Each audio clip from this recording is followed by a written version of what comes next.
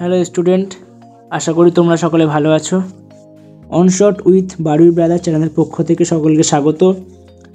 আজ দশম শ্রেণীর বাংলার আশাপূর্ণা দেবী রচিত জ্ঞানচক্ষু গল্পের 5 নম্বরের জন্য গুরুত্বপূর্ণ কিছু প্রশ্ন দেখব। তো চলো দেখা যাক। প্রথম প্রশ্ন, তপন আর পড়তে পারে না, বোবার মতো বসে থাকে। তপনের এরকম অবস্থার কারণ বর্ণনা করো।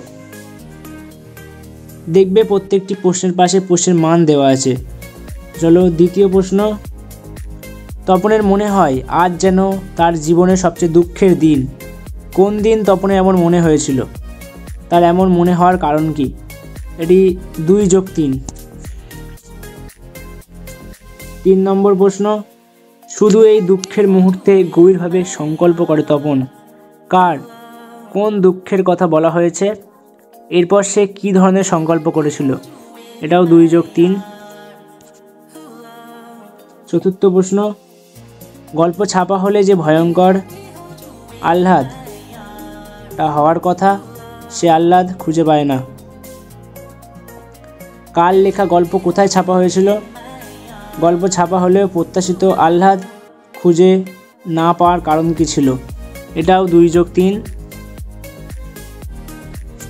পঞ্চম প্রশ্ন, জ্ঞানচক্ষু গল্প অবলম্বনে তপন চরিত্রটি বিশ্লেষণ করো। এটি 5 নম্বরের প্রশ্ন। সবগুলি 5, কিন্তু অন্যগুলি ভাগ করা, এটা ভাগ করা নেই। এরপর 6 নম্বর প্রশ্ন, পৃথিবীতে এমন অলৌকিক ঘটনাও ঘটে? কোন প্রসঙ্গে কার মনে এই প্রশ্নটি এসেছে? ঘটনার অলৌকিকত্ব বিশ্লেষণ করো। এটি 3+2। 7 নম্বর প্রশ্ন, নতুন মেশোকে দেখে জ্ঞানচক্ষু খুলে গেল তপনের। কোন ঘটনায় তপনের জ্ঞানচক্ষু খুলে গিয়েছিল? সত্যিই কি এই ঘটনায় জ্ঞানচক্ষু খুলে গিয়েছিল? এটি 2+3। এছাড়াও বইয়ের টেক্সটের বিভিন্ন লাইন থেকে প্রশ্ন আসতে পারে।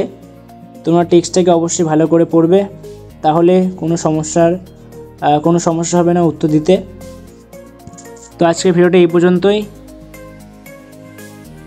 যারা যারা চ্যানেলটাকে এখনও সাবস্ক্রাইব করেন তারা অবশ্যই চ্যানেলটাকে সাবস্ক্রাইব করে বেল আইকনটিকে প্রেস করে দেবে। তো আজকের ভিডিওটা এই পর্যন্তই। টাটা সকলকে।